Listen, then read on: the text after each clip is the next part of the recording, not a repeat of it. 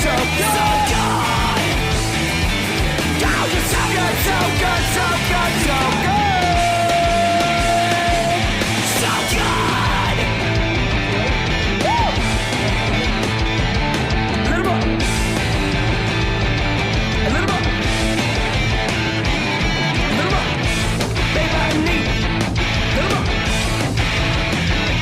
A little more. Little more. Little more. Little more. A little bit more.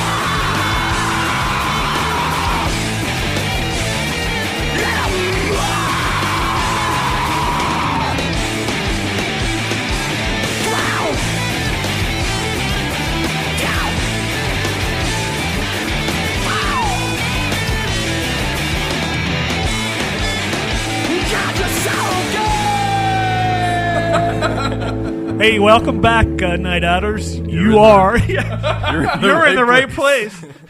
RIFreeradio.org. This is George from Providence Night Out, DJ Psycho Eddie, Jimmy James from The Sweet Release. That was So Bad by The Sweet Release. So, Jimmy, you got to tell us, I've been bouncing around. I've run across you guys a few times, and I really like your sound. You guys have definitely opened my eyes to a younger crowd that's getting into more of a punkish, more of a in-your-face sound. Tell me a little bit. How did you guys develop that sound, or was it just like, all right, we're just going to tick everybody off, or how did you do it? Pretty much, when I joined the band, there was always that like kind of edginess to it. They were playing at SOTP. It was just Mike, Cliff, and actually Corey just joined, but obviously Austin. Austin and Mike started the band. So when I went down there, I saw Austin literally like his whole body just shaking while he's like leaning backwards almost at a 90-degree angle, just going crazy. However, it was all mostly blues. And we just kept developing the blues sound in edgy fashion, and it almost became punk. Although it's not that stereotypical like that. It's pretty bluesy, just that harder sound. So we just we've kept developing that, and Austin really brings the punk vibe to it. So he's been bringing the punk vibe and just going even crazier, trying to. People have said that it's unpredictable, and he keeps doing unpredictable things, and you never know what he's going to do next. So well, actually, the last time I saw you guys. Didn't he get up on Eric Benoit's shoulders? Yes. Eric from Midday. Most Dangerous Men Alive. And MDMA, yeah. But, that was pretty crazy. There's a good picture of that. We'll actually, we'll give it to you if you guys want to post it on. Yeah, of course. Oh, you already took it? No, you took that picture? Oh, shit. Yeah, I remember seeing you guys for the first time once I started Providence Night Out. I think it was, I know exactly where it was. It was at Simon's. Mm-hmm. You were on a bill with another great young local band, Suburban Downfall, which I don't think those guys are around anymore. I think they've got off on their own separate projects. But I remember seeing you guys that first night thinking, oh, my God, this must be almost exactly like what maybe crowds saw back in the early 60s in London with the Rolling Stones. I'm like, this kid is just like a young Mick Jagger. And from that point on, I just continued to follow you guys. And then I was honored when you guys wanted to play on my birthday show. Mm-hmm. And you wrapped up the night after playing another set at Simon's earlier that night. You guys hung out. Yeah, that was a lucky chance. Anytime we could play more often, it was, it's always an awesome opportunity, but once we heard your name, we were just like, "Oh, George, of course." So, and just watching you guys develop and grow as a band has just been really fun to watch. You're right, Austin is incredibly talented. I think he knows exactly what he's doing every second that he's on stage. Although he comes across as just being a freewheeler and just unpredictable. It might be predictable to everybody who's watching the show, but I think in his mind it's exactly what he wants to do. And I've seen you get hurt on stage. I mean, you guys are bouncing around that stage unbelievably, and I saw you actually get cut by, I think it was Cliff's guitar. Oh, yeah. If you actually check out our Instagram, I'm not advertising right now. There's a picture of that. My head all bloody and shit. But, yeah, Cliff's Cliff doesn't pay attention at all. He just swings his guitar around, not knowing that he's going to hit everybody in his way, pretty much. So it's been great, and I know you guys have released a new tune today, which I'm hoping we'll be able to play at some point today. I believe we will be. But yeah, I think you guys have really captured Providence.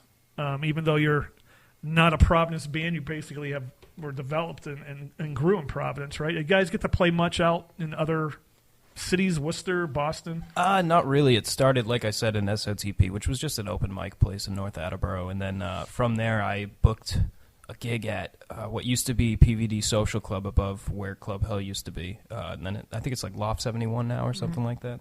But 121? Yeah, I booked that on the Ides of March, actually, 2-3 years ago. And ever since then, it's just been Providence and, a few Boston shows here and there. We're trying to do more eventually, too. But yeah, it's been like our second home, Providence, honestly. And actually, that's why I'm very excited to drop the single today. We are, of course. I just happen to do the Bandcamp bullshit. But yeah, we're excited to drop it with you guys because it's Providence Night Out. It's like you guys really represent Providence very well. So we want to incorporate that. So yeah, very exciting, very exciting. Oh, great. Yeah. How about now? You guys have been together for how long?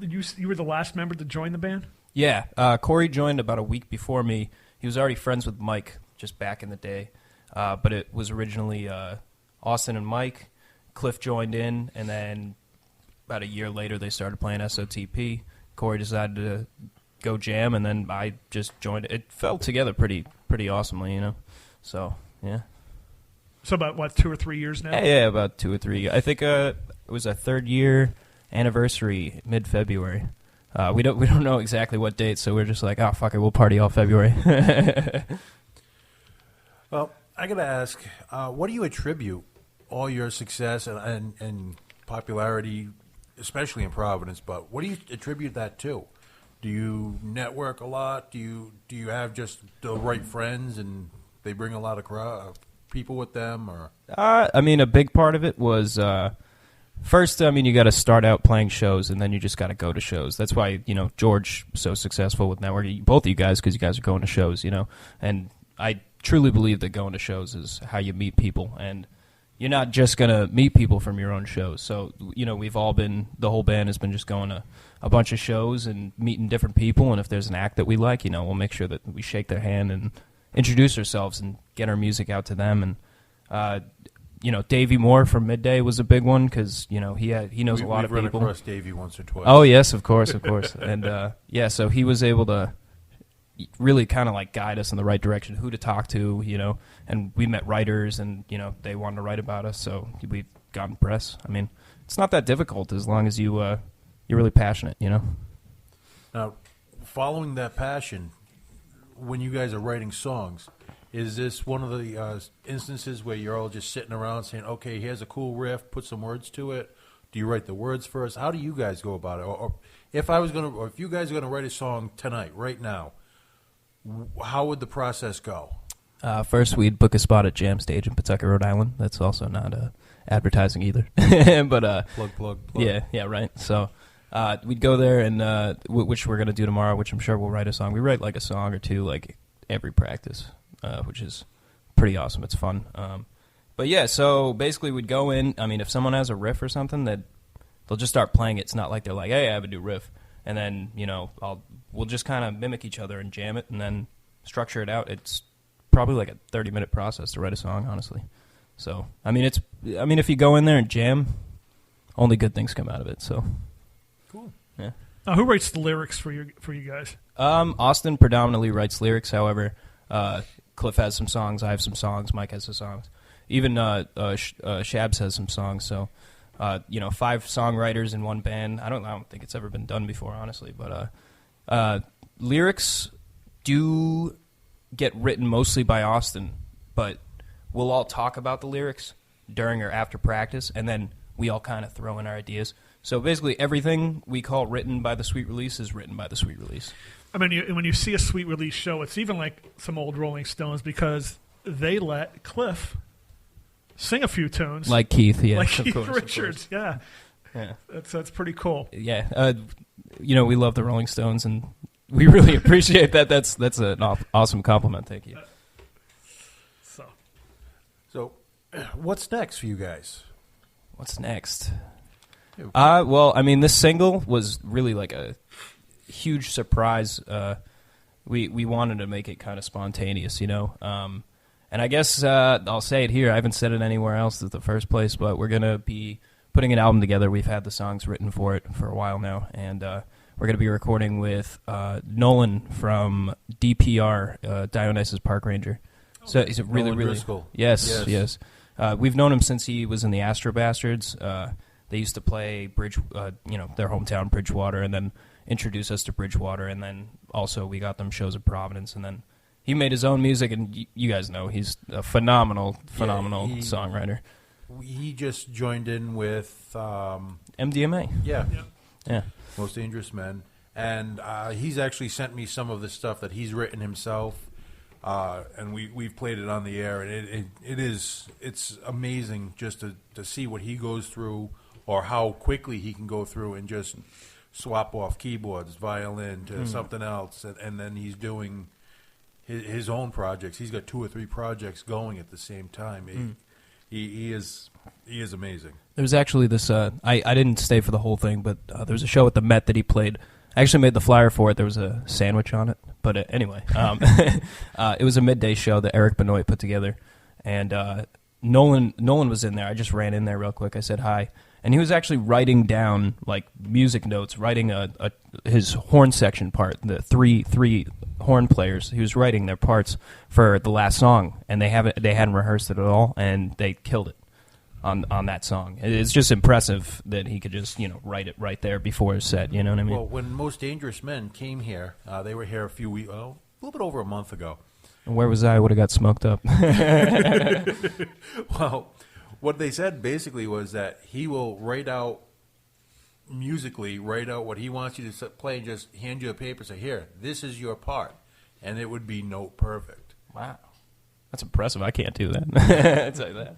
Well, that's just one of the things.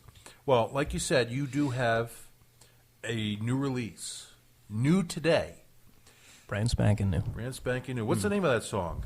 It is called Whether or Not. Well, we're going to hear it right now. Whether or Not, right here on Rhode Island Free Radio, My Night Out Radio. We'll be back in a few minutes.